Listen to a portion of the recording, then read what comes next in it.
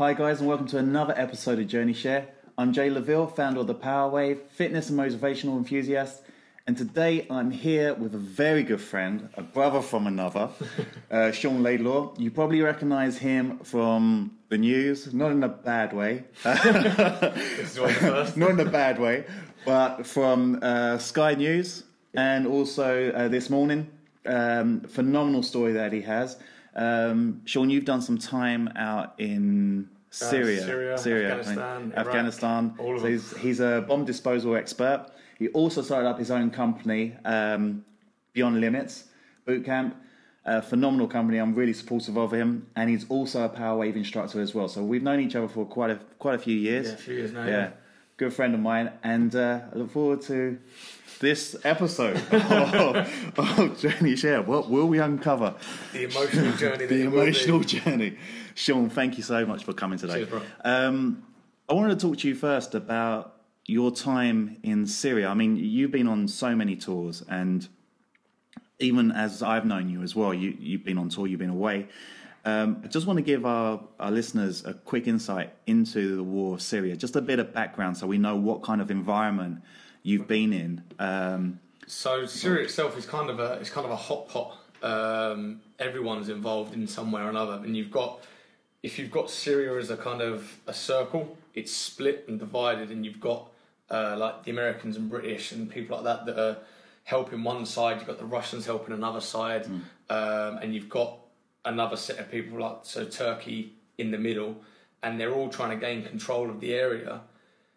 And it's kind of a bit of a mess. So each one of these countries aren't there. They're supporting another regime. So there's 6 or 7 regimes, and they're all trying to gain power. Yeah.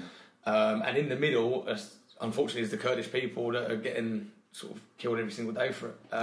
That's the YPG group. YPJ, yeah. Okay. Well, mate, I don't know if it's any different to how the news represents it and what they say and how they inform us, because obviously you're there firsthand. You get to see it all, unfortunately. And from my understanding, from what I've seen, is that it's just one big mess. It's a war that seems like it's been going on for like 7-8 years. Yeah. It doesn't seem like it's going to resolve itself. No.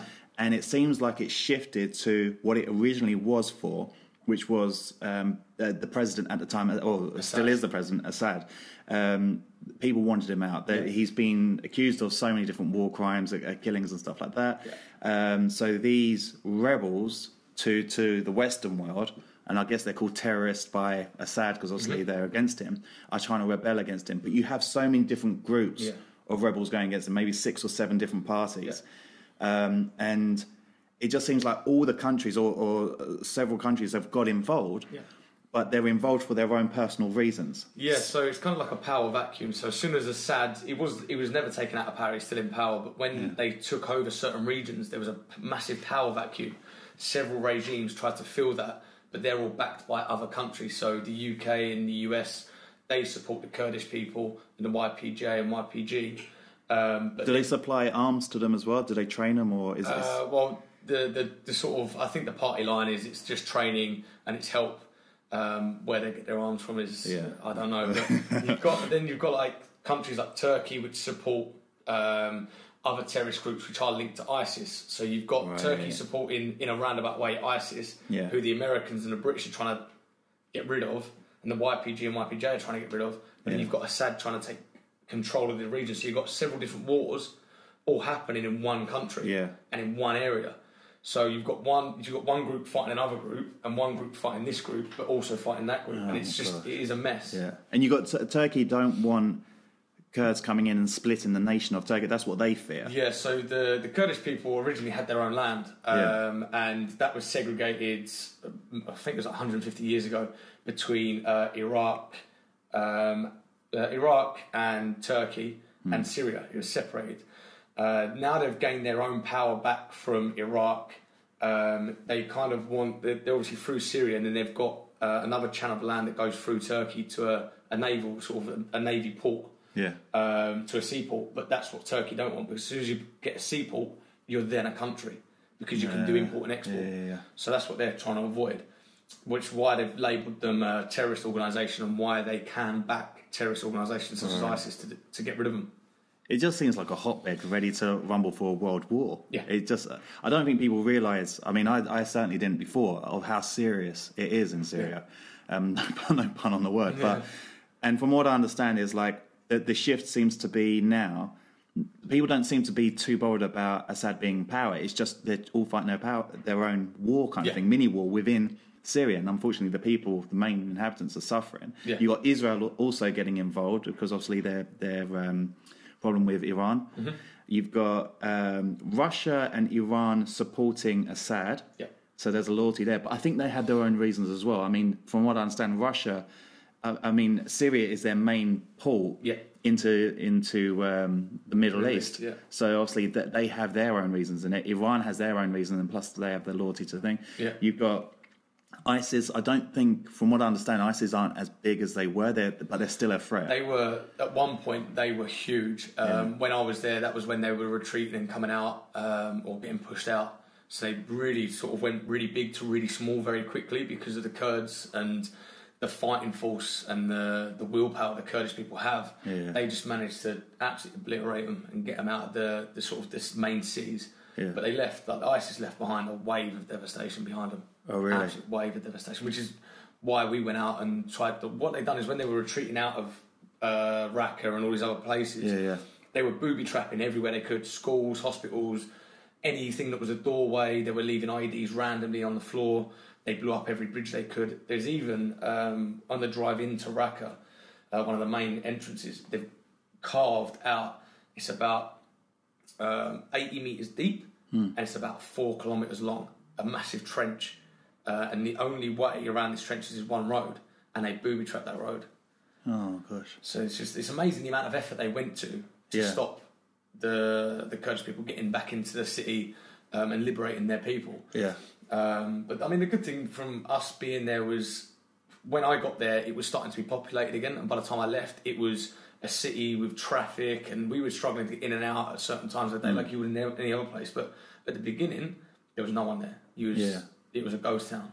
And now, all the countries that are involved, obviously, we said that they have their reason. What is America and Britain's reason for being there? Do you think it is generally to help out for the Kurds, or I would like it to be to help the Kurds, but I mean, you're never going to find out with sort of Americans, with the governments. You're never going to really know the real reason. But I mean, the face of the reason and what we always get told. And I mean, I went out there as a private company, so politics and that are left aside for us. Right. But as far as I can see, the British Special Forces and the American Special Forces are there to help the Kurdish people, help them gain power back and look after their people again, rather than a regime such as ISIS, who are murdering, raping, torturing, doing all their stuff. Yeah. So from the face of it and from what we've seen, it is only help, but you never know. Governments at the end of the day. Unfortunately.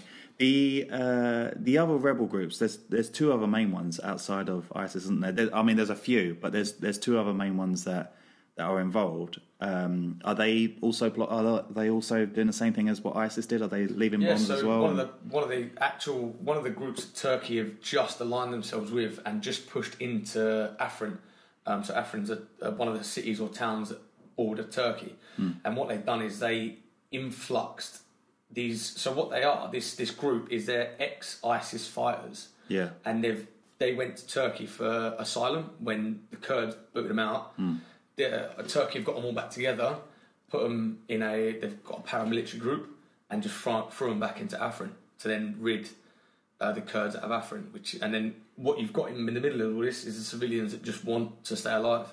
They can't get into Turkey because Turkey don't want them in there. They can't go anywhere else because you've got all the other forces pushing them. So it's kind of like they're getting condensed. This is the border. They're getting pushed all the way up, and they've got nowhere else to go.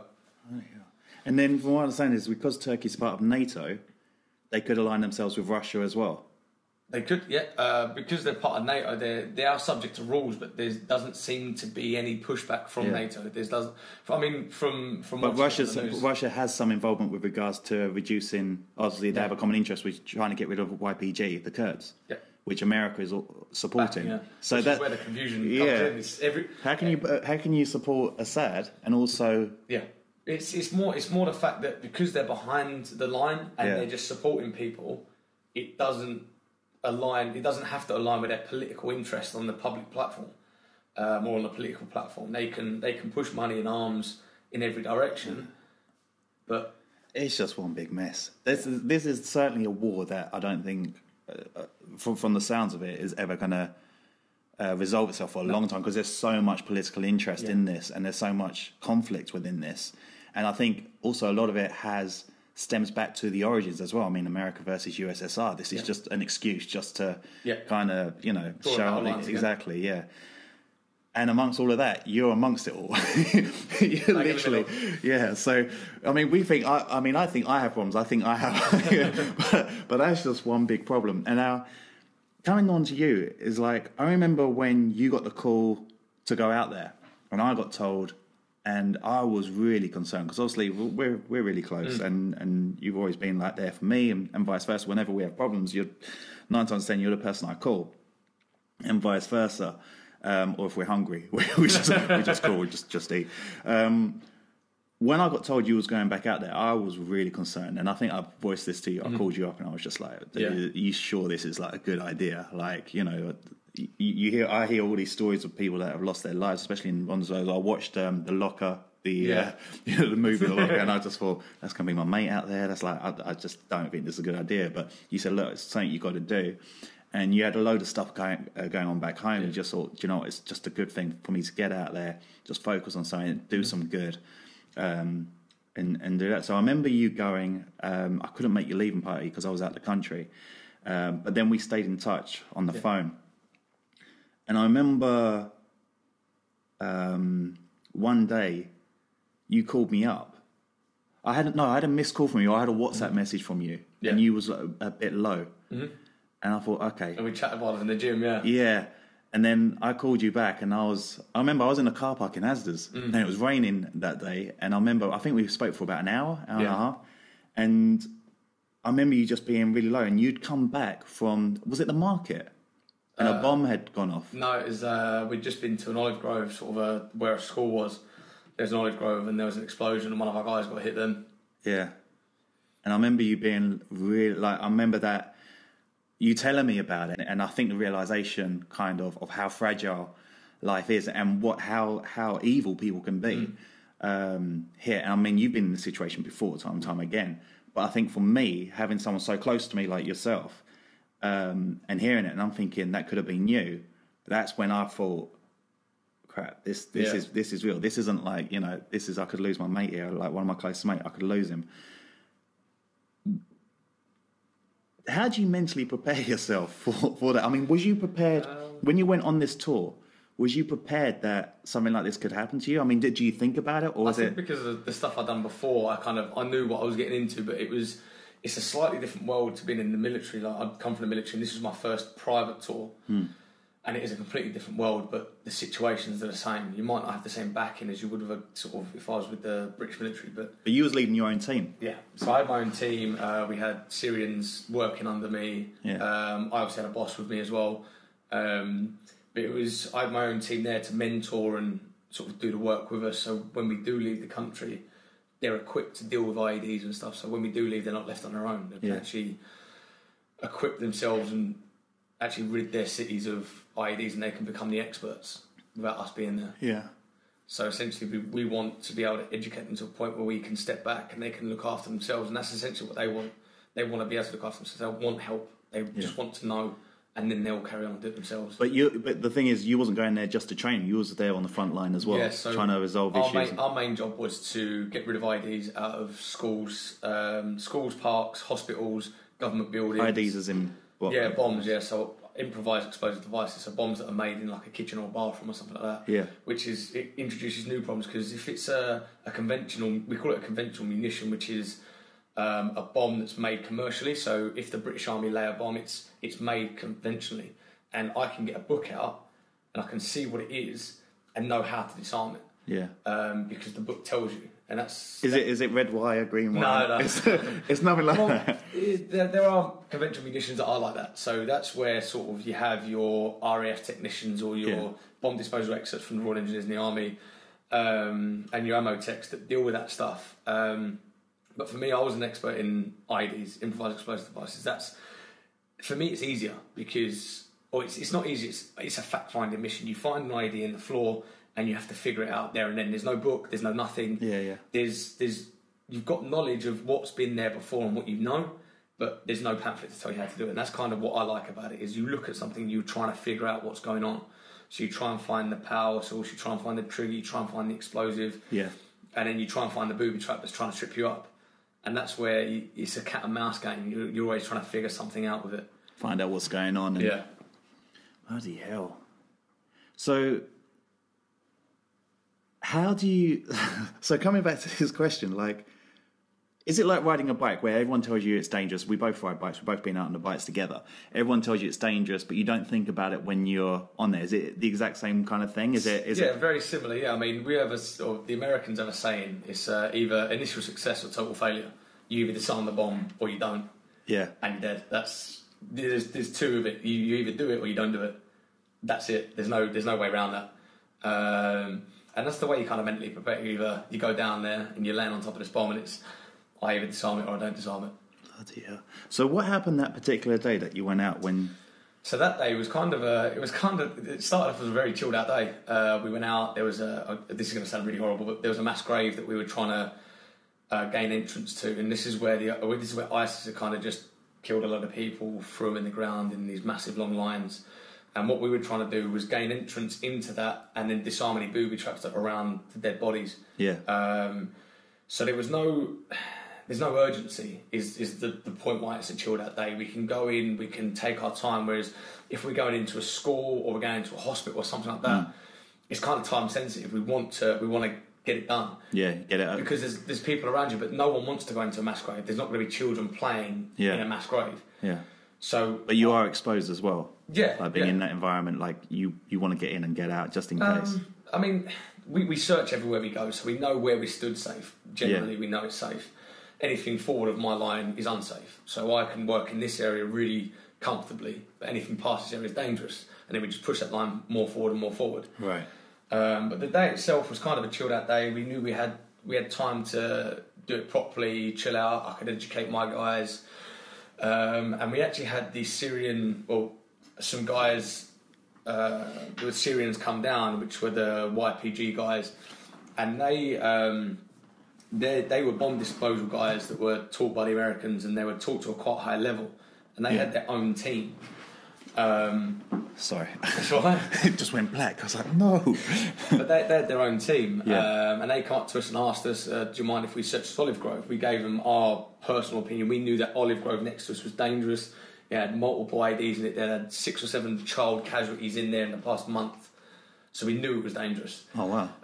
But it's their city, it's their country. We're not there to tell them. Yeah. We're there to take direction from them. They said, we want to clear it. Cool. These are the issues. And I actually interviewed a few local people around the area. Yeah. Because that's another part of my job is I investigate the area first, then I enter the area. And then you have to report that all back to... Yeah, so we had sort of footage and things. And they seemed pretty confident. And we were packing up at the end of our day. We got rid of some IDs that day. It was a really cool day. Packed up the car. I actually had Barry with me that day. We'll come on to that actually. Yeah. So we got the dog in the car. Everyone was packing up. I had a drone in the air and I was flying the drone. Yeah. I'd literally just got the drone to land. A massive explosion, huge explosion. I instantly just... And this is in a safe area that was deemed as... I was in my safe area. Right. The explosion was 10 metres away. Big explosion. As soon as it went off, we knew exactly what had happened. We knew this Syrian bomb disposal team had triggered something and it had gone wrong. Yeah. So instantly, we're in our safe area, and as much as your first instinct is to run straight to that casualty. I'd never met most of these guys before. I knew the guy. It turned out I knew the guy that had been injured. Yeah. I met him a few times before, but we knew the explosion went off. We wanted to go and help, but you've got to think. There's me. There's my team. I've got 10 guys with me. Plus, I've got a medic. I've got security guards. So I'm in a 20-man strong team. If I run, they're going to follow me. So I went to the edge of my safe zone. I had my security guard with me. Yeah.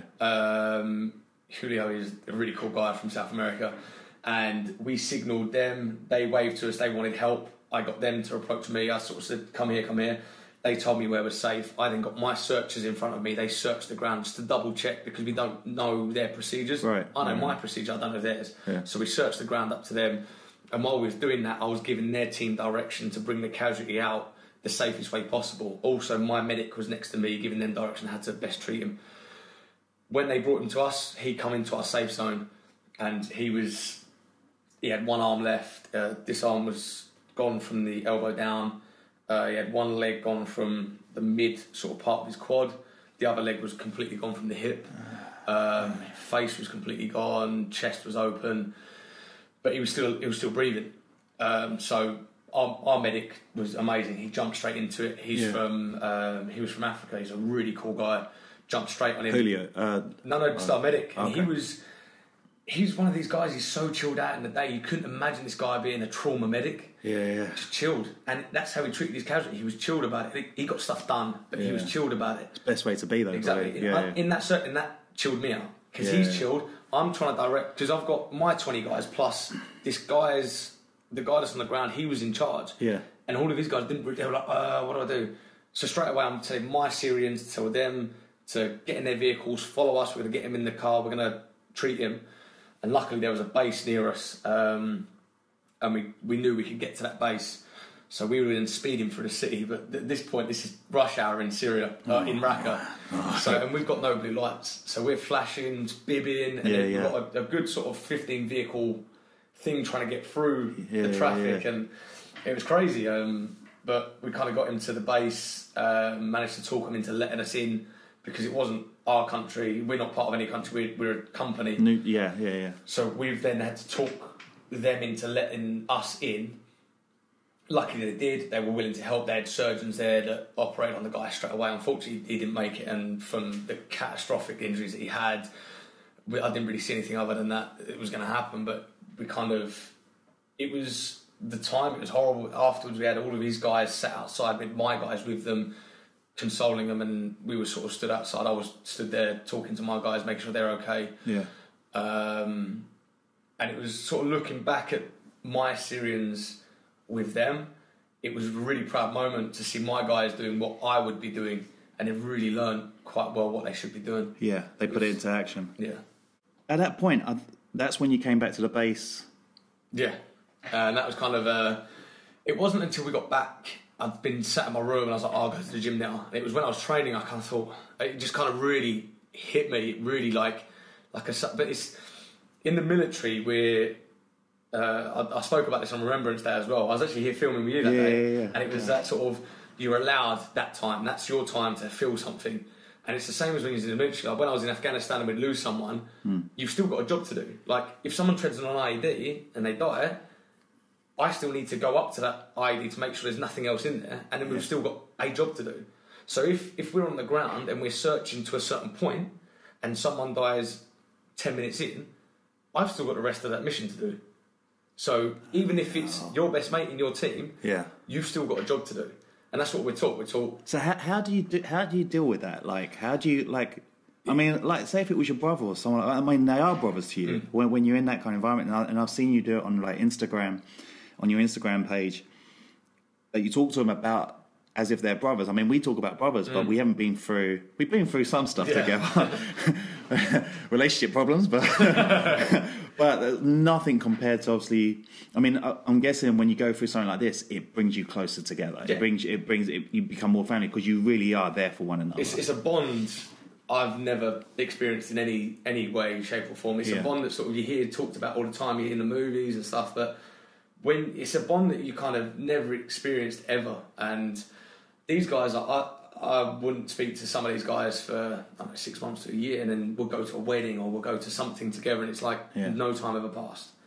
You just and even though you haven't talked, you know everything. You're there again. And but then how do you, like, to lose someone that's close to you and then to go? How do you just?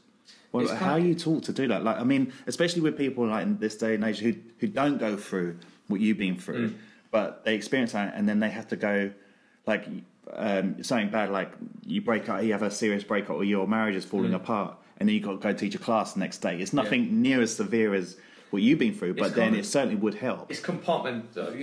put it in a compartment. So it happens, you make sure everyone's okay, and it's in the back of your mind, but it's put in a box and it's put to a side. You've got until stuff the to job's do. done. And then it's what we do is we finish the job, we go back to camp, and it's when you start de-kitting, then it's like when the adrenaline wears off and you kind of sit in there, that's when it all starts to build up.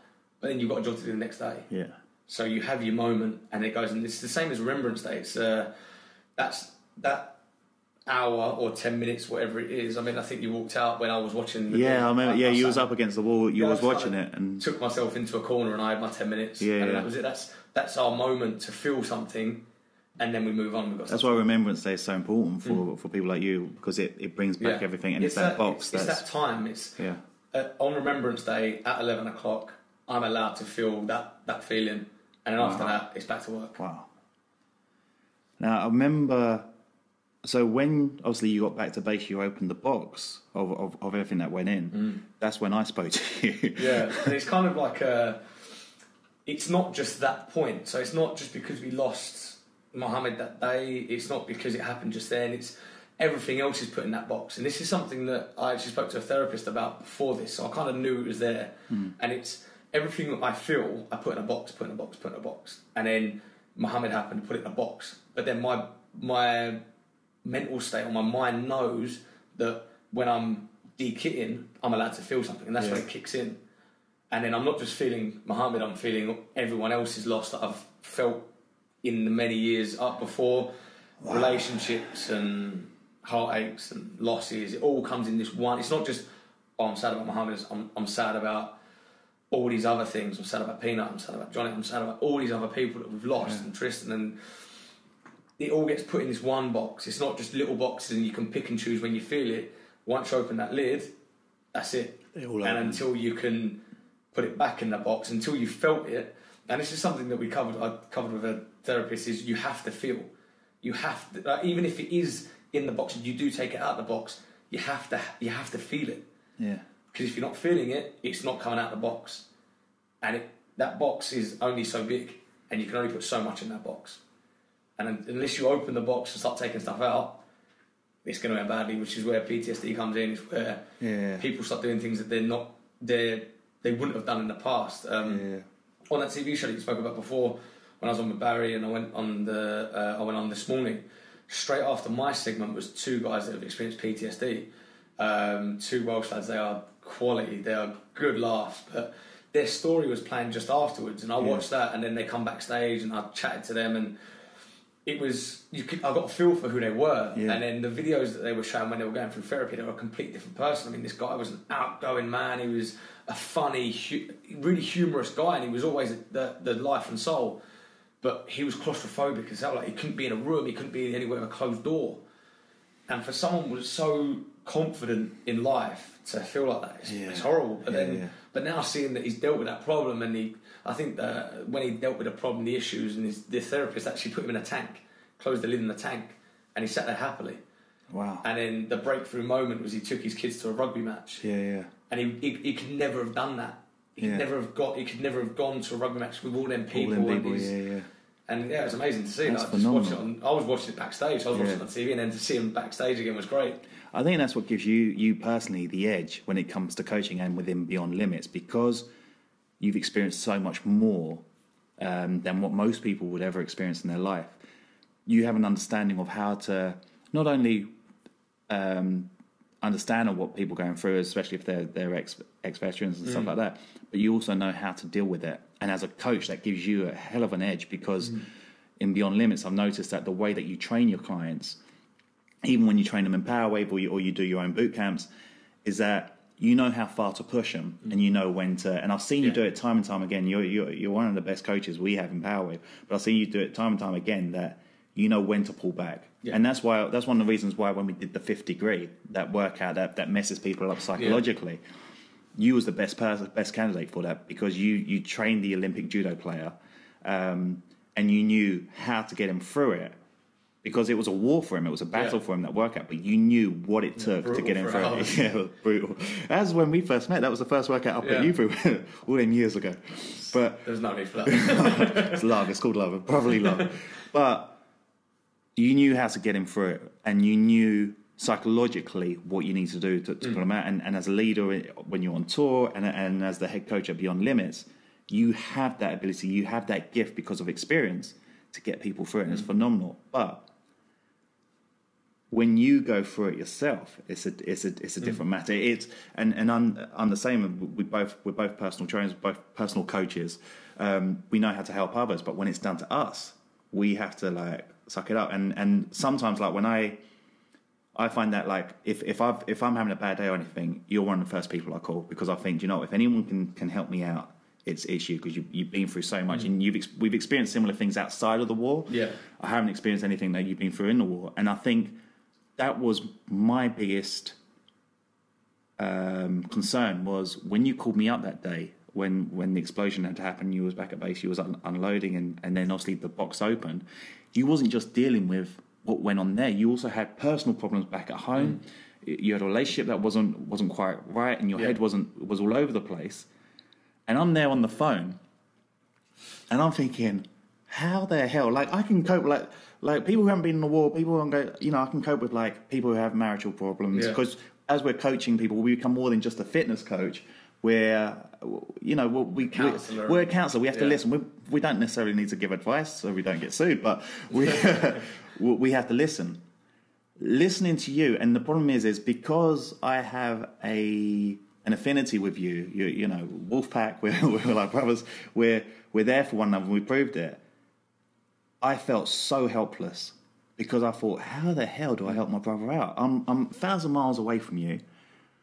We got one battle that's going on, and I'm trying to give you advice saying, look, you've got to cut it off. It's a negativity you don't need with regards to your problem at home. Yeah. You've got to cut it off. You can't think about that. You don't deserve to be like that. It's causing you stress. It's causing you hassle. Yeah. You've got to cut it off, because if you don't, you're going to drown. You're going to drown in that negativity. It quite well there. Like when we're talking about clients, it's the same thing. Like when they're in a session, because you push their bodies to a certain extent. Like if we're like Fifth Degree, for example, like you're pushing your body to such an extreme, and then your mental state starts taking over. Yeah, yeah. And that opens a box, and you've got to let them express it. And it's the same, like when the box opens, you don't always want advice. Like I called you because I knew I could just word vomit. I could just shout down the phone and say what I need to say, and it's someone to sound off, and someone just to understand and listen. And that's it. Once it's off your chest, it's out the box. Yeah. And we can have a chat about stuff, and then that's it. Once it's off, box closed. Done. Yeah. Yeah, you was, because I remember I spoke to you the following day, and it was completely different. I was like, did yesterday happen? Yeah. I was like, how did... But this is why, like, I'd done the tour, and why it was kind of such a... I mean, a lot of people were saying I shouldn't do it because they were worried about my mental state and things. And I was one of them, yeah. And because I was going through personal issues at home, to me, it made sense. It made sense for me to go to somewhere that I know. I know I've never been to Syria, and I've never dealt with the things that I had to deal with there, but it was... I know that structure. I know that I can go and do a job and I can turn off. Yeah, yeah. And I can go into Raqqa, I can deal with bombs, I can deal with ISIS, I can deal with things like that, and it quietens my personal life. And then I don't experience that again. Compare that to the person who's not been in the war. What you can deal with is just phenomenal. It's just mind blowing. It's like, it's kind of just you just take what you know and you kind of just apply it. So like you said earlier, you said about dealing with a personal issue and then going to teach a class or going to teach a client. Yeah, yeah. You shut your personal life off for an hour and train a client. I mean, I had it when without touching too much into it, I lost a child with an ex-girlfriend, and the very next day at 6 a.m. I was in the gym, and I asked her first. I did ask her. I said, look, I'm going to go to work. I'll only be gone an hour or 2 hours. My mum's here. I'll be back. Looking back, I kind of feel a bit bad, but at the time, like I was with her 24/7 after that, but I needed those 2 hours. I know I was at work and I was around people, but the person I was training she was a client, but she was also a very close friend because of the client-coach relationship. Yeah. And I knew I could go there and train her and shut it off. Yeah, yeah. And I had that was my mission. My mission was to go to the gym, train her, coach her, come home. That was my job, and it quietened it down enough for 2 hours to come home and then help my girlfriend at the time. I mean, I wasn't just dealing with my problems, I was dealing with hers and she was dealing with mine. It's this big crossover. I mean, in a relationship, you don't just deal with your issue, you take on board the other person's. I needed an hour or two to get rid of my issue and then come home so I could be better prepared to help her. And that's kind of where I didn't know that I was doing that at first. It took a few therapy sessions to kind of talk that through. And but that's how you trained yourself. I guess the war, being in the war, and that conditions you to do that. Yeah, you can very easily move an emotion to a box. Yeah, and it's not that you're cold. It's just how you survive. Because if you don't, you can't do anything else. You can't be functional. Yeah, exactly. It's phenomenal. You need to be able to. Your mind's an amazing thing. You can push so much stuff into a certain corner, but you've got to realise that if you're putting it there, it's going to come back, and it's going to come back 10 times as bad. Yeah. So you have to deal with that at some point. Psychologists call it frozen peace syndrome. Mm-hmm. So it's basically like when I was studying psychology, that it was a case of something traumatic happens to you, you store it away, and then certain events can happen like 10, 15 years, 20 years later, and it comes back and it's just as fresh as when you put it away. Hence the reason why it's frozen peace syndrome. And it can just affect you just as much. And are you ever afraid that all these things that you're suppressing, that one day it will come out? Or I feel better equipped now because of the sort of sessions I've had, like therapy-wise, and I've learned. It's not like therapy. It's someone's told me how my mind works, and that's what I needed because now I understand. So the reason why I went to therapy in the first place, when I lost my child, that's when it all happened. That's when the box opened for me. And I hadn't opened that box for my entire military career. 8 years I hadn't opened the box because I never had to. And it wasn't until I lost my child and it was through that period that it hit me and I couldn't figure it out. It was just too much. And I didn't understand why I was always angry or why I was always upset or why I was doing the things I was doing at the time. And it wasn't until I sat with a therapist and we had about 9-10 sessions and she'd made me realise how my mind actually works and how, like you just said then, if you push something to the side, it needs to come out. And she said it's okay to push it to a side, but you need to sit down and work through that problem and you need to feel it. So I now have my moments where I will sit down and I will be in a quiet room or my thing for me to feel something is I'll put on a box set and I'll watch 4, 5, 6 episodes or something and I won't get out of bed, and that'll be me dealing with my stuff. I do it every now and then. Like it happens. Sometimes I plan it. Sometimes I like today I'm just going to chill. Other days I wake up in the morning I'm like, not going to happen. And I'll just sit there and I'll just sit in my room and watch TV all day and I'll just process stuff and feel it. And that's the main thing is you need to allow yourself to feel it.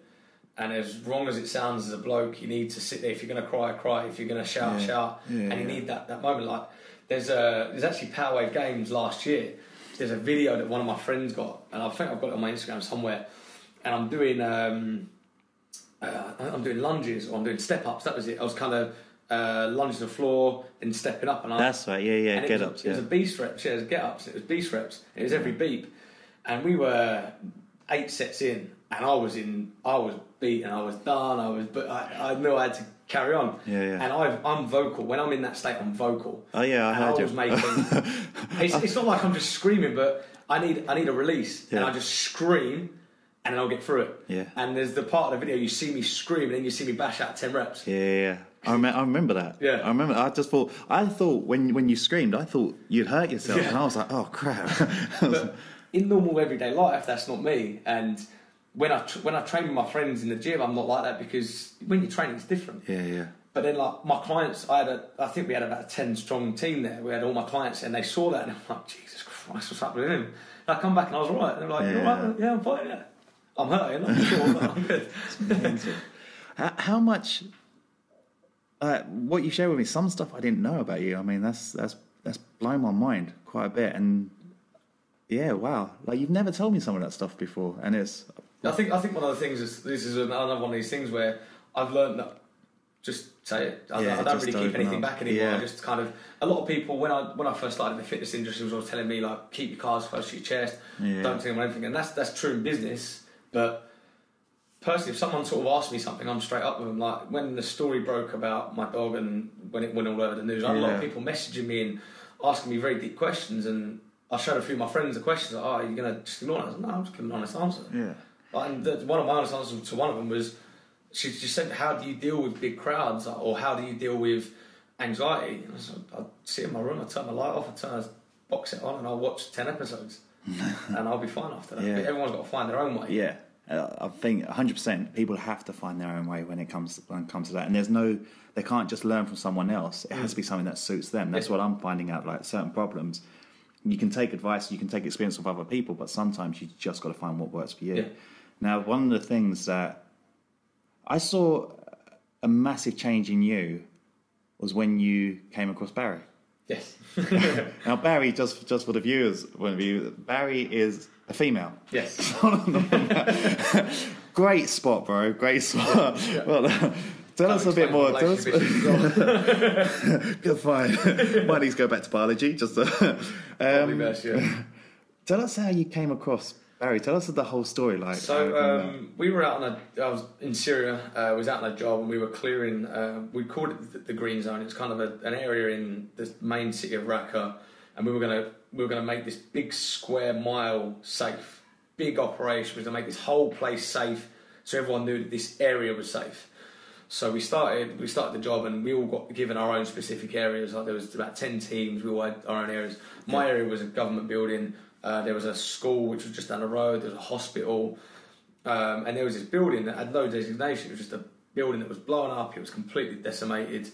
But we kind of set ourselves up away from the Green Zone and worked our way into it. Yeah.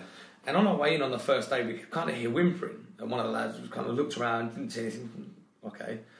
And then we come back to grab some stuff, and we could really hear it again. And I said to one of the guys, "Is that a child? It can't be. Like, there's nothing here."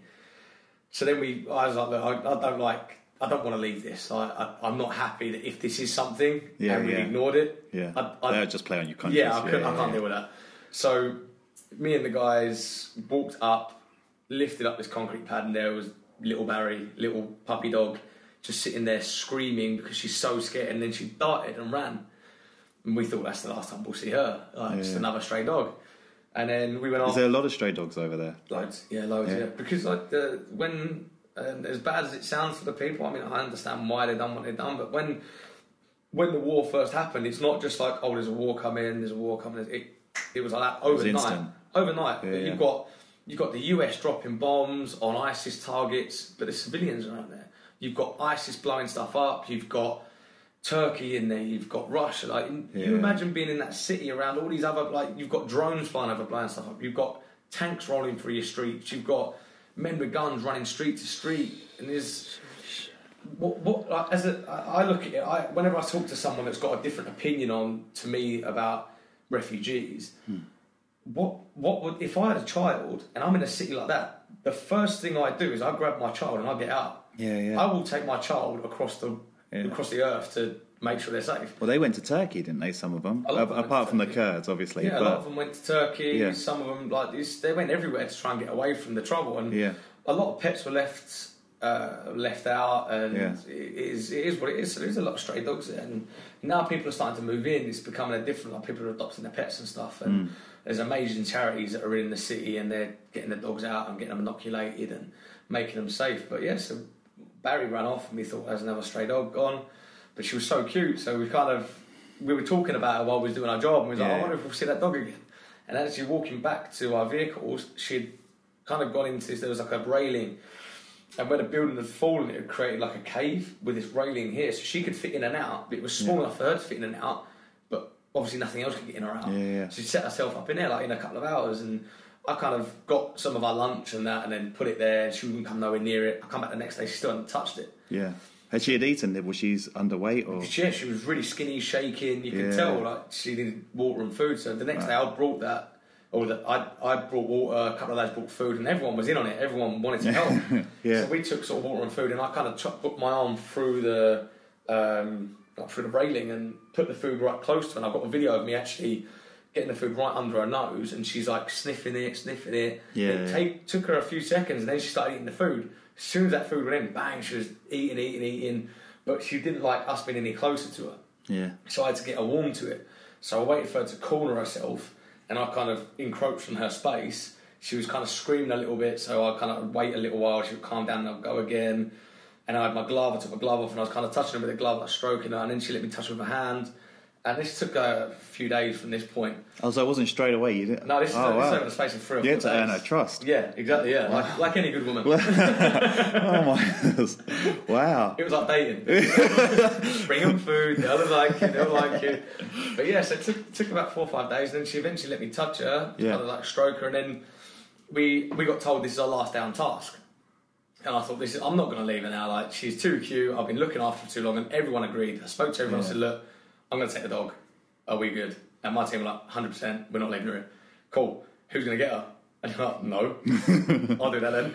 And there's a video of me actually kind of leaning over the railings, and because we don't know what she's got. She's a stray dog. Yeah. God knows if she had any illness. Yeah. So I had my glove on, and I was like, and I'm okay with dogs. As a child, I was attacked as a dog, and my sisters and I are very scared of dogs. Yeah. My older sister is, because she saw what happened.